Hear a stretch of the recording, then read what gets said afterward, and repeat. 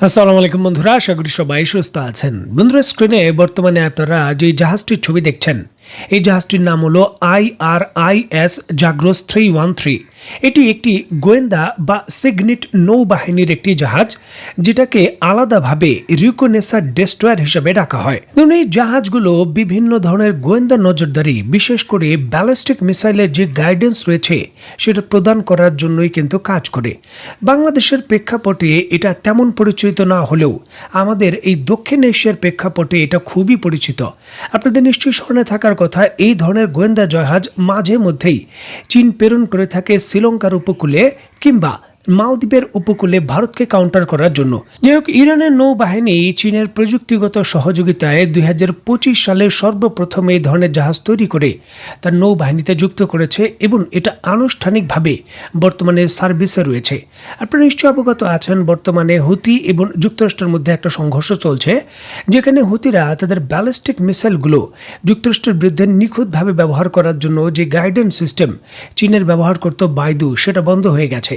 আর এই guidance system provide করার জন্যই ইরান এই যে জাগোস 313 যে গোয়েন্দা জাহাজ রয়েছে সেটা প্রেরণ করেছে ইয়েমেনের উপকূলে। ইয়েমেনের হুতিরা যাতে সফলভাবে প্রতিরোধ গড়ে তুলতে পারে এবং তাদের মিসাইলগুলো নিখুঁতভাবে হিট করতে পারে, তার জন্যই কিন্তু ইরান তাদের এই গোয়েন্দা জাহাজটি ইয়েমেনের উপকূলে প্রেরণ করেছে এবং রেড সির উপকূলে এটা অবস্থান করছিল সর্বশেষভাবে তথ্য পাওয়া যায়।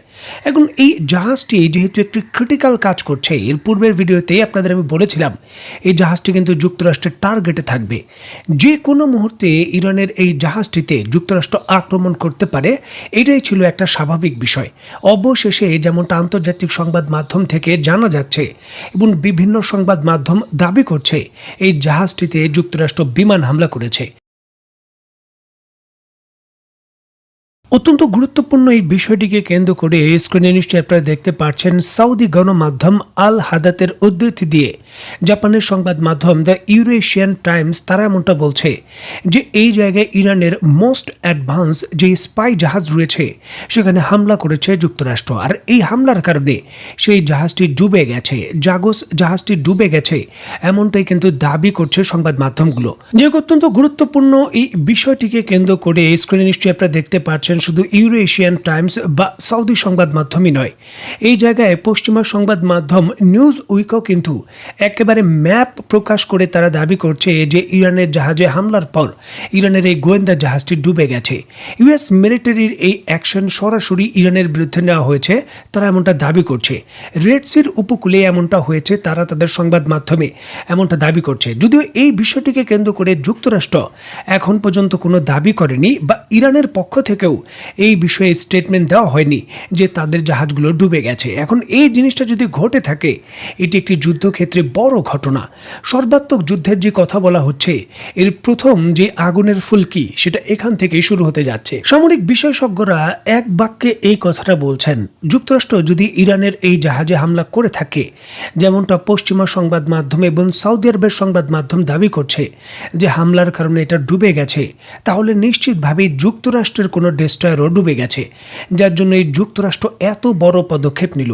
কারণ সচরাচর দেখা যায় কি যে ছোটোখাটো হামলার পরিপ্রেক্ষিতে এত বড় ধরনের পদক্ষেপ যুক্তরাষ্ট্র নেবে না।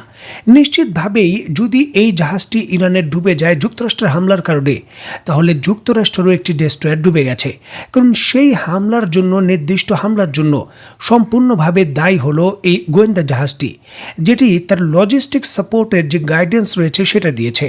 এবং ট্রাম্প বলেই দিয়েছিলেন যে যে কোনো ধরনের যুক্তরাষ্ট্রের জাহাজের ক্ষয়ক্ষতি এবং সুনির্দিষ্ট হামলার ফলাফল সেটার দায় ভার ইরানকে বহন করতে হবে এবং অবশ্যই আমরা ইরানের বিরুদ্ধে অ্যাকশন নেব। সুতরাং নিশ্চিতভাবেই বড় কোনো ক্ষয়ক্ষতি হয়েছে, এর জন্যই যুক্তরাষ্ট্র এই ধরনের পদক্ষেপ নিতে বাধ্য হয়েছে। কারণ বড় কোনো ক্ষয়ক্ষতি ছাড়া এই ধরনের শক্তিশালী পদক্ষেপ অবশ্যই যুক্তরাষ্ট্র নেবে না। এখন এই সার্বিক বিষয়গুলোকে কেন্দ্র করে অবশেষে ইরানের পক্ষ থেকে স্টেটমেন্টও দেওয়া হয়েছে যে আসলে এই জাহাজটির উপর শক্তিশালী যুক্তরাষ্ট্র হামলা করেনি, বরঞ্চ হামলা করার তারা চেষ্টা করেছিল এবং ভয় দেখানোর চেষ্টা করেছিল তাদের ড্রোন দিয়ে। অত্যন্ত গুরুত্বপূর্ণ এই বিষয়টিকে কেন্দ্র করে স্ক্রিনে নিশ্চয়ই আপনারা দেখতে পাচ্ছেন ইরানের রাষ্ট্রায়ত্ত সংবাদ মাধ্যম মেহের নিউজ এজেন্সি এই জায়গায় সংবাদ শিরোনামে করেছে যে যুক্তরাষ্ট্রের স্পাই ড্রোন ইরানের উপকূল এবং ইরানের জাহাজের উপর দিয়ে প্রবেশ করতে চেয়েছিল। আর এই জিনিসটাকে ড্রোনের মডেল নাম্বার ছিল MQ-4C।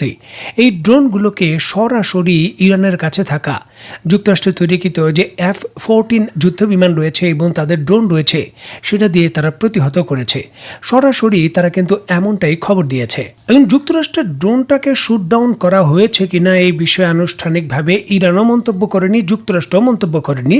তবে ইরানের পক্ষ থেকে তাদের সংবাদ সম্মেলনে তারা মন্তব্য করেছে যে আমাদের আকাশ প্রতিরক্ষা ব্যবস্থার অধীনে বা আমাদের ভূখণ্ডের ভেতর যুক্তরাষ্ট্রের কোনো যুদ্ধ বিমান বা যদি কোনো ড্রোন প্রবেশ করে সেটাকে শুট ডাউন করার অধিকার আমাদের আছে। মানে বিষয়টা পরিষ্কার যে যুক্তরাষ্ট্র এখন ইরানের আকাশ সীমায় প্রবেশ করে ইরানের ভেতরে কিন্তু হামলার প্রচেষ্টা করছে। বিষয়টা এর আগে আপনাদের কাছে আমি ব্যাখ্যা করেছি যে পরিস্থিতি থমথমে। বিষয়টা এইভাবে বিবেচনা করলে হবে না যে হুতিদের বিরুদ্ধে যুক্তরাষ্ট্র শুধু বিমান হামলা করছে, বিষয়টা এই জায়গায় সীমাবদ্ধ। বিষয়টা এই জায়গায় সীমাবদ্ধ নয়। হুতিদের প্রতি হামলা করা বলতে পারেন যুক্তরাষ্ট্রের এটা ট্রায়াল রানের মতো।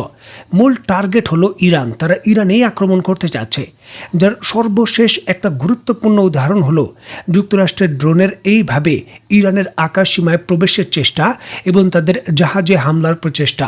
এই দুইটা জিনিসই প্রমাণ করে যে যুক্তরাষ্ট্র একটি সরাসরি হাই লেভেলের রিস্ক যে যুদ্ধের সম্ভাবনা রয়েছে সেটাকে আরও বাড়িয়ে দেওয়ার উদ্যোগ নিয়েছে। এই মধ্যপ্রাচ্য এবং উপসাগরীয় অঞ্চলের ভেতর দেশগুলোর ভেতর যাতে উত্তেজনা বাড়ে এবং এই দেশগুলোতে আরও বিপুল পরিমাণের অস্ত্র যুক্তরাষ্ট্র রপ্তানি করতে পারে সেটাই তারা নিশ্চিত করতে চাচ্ছে।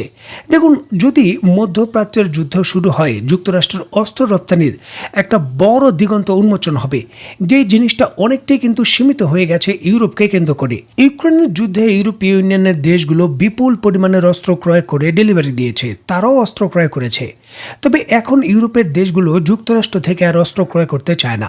যুক্তরাষ্ট্রের F-35 যুদ্ধ বিমানের বিভিন্ন ডিল বাতিল হয়েছে।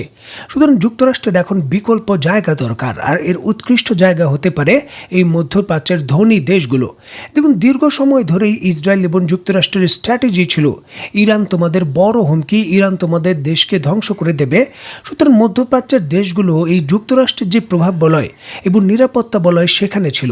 তবে এখন ইরানের যেভাবে উত্থান হয়েছে মধ্যপ্রাচ্যের দেশগুলো বুঝে গেছে যে ইরানের সঙ্গে মোকাবেলা করে এখন আমরা আর পারবো না।